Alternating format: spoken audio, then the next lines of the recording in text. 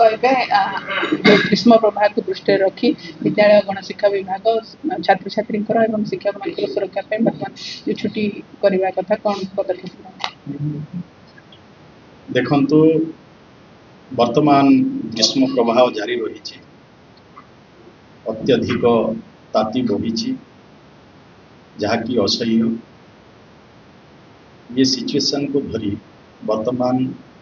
अनेक जिलार जिलापाल माने भी विद्यालय गुड़ाक किछि दिन छुट्टी घोषणा करते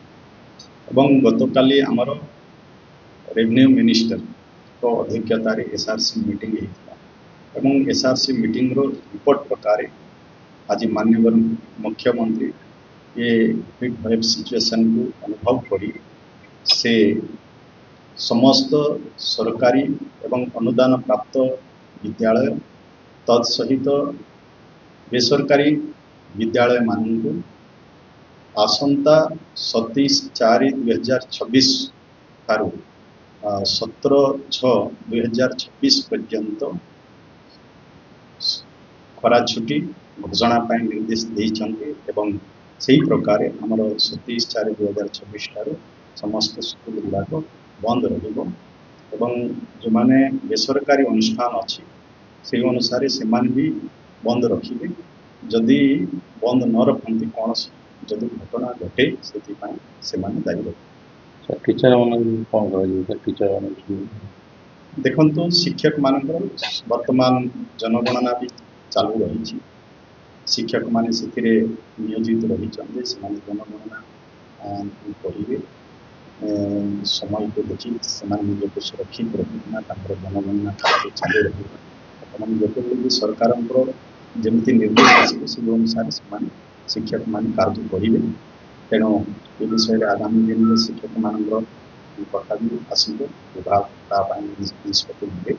किंतु वर्तमान को जो मैंने विभिन्न सरकारी कार्य नियोजित अच्छा से आज यूजुआल से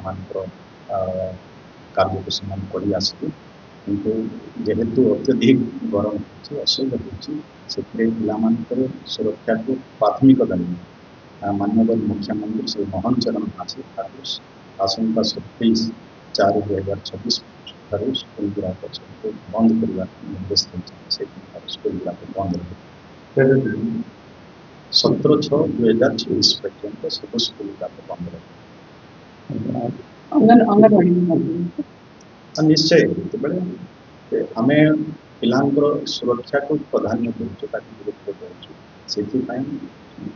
सबू अंगनवाड़ी अन्य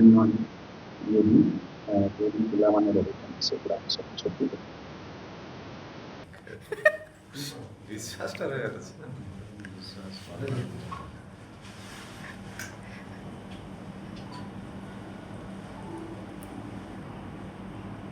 कोई भी हो बने स्कूल ड्रेस कौन अच्छी खाली सिंपल नहीं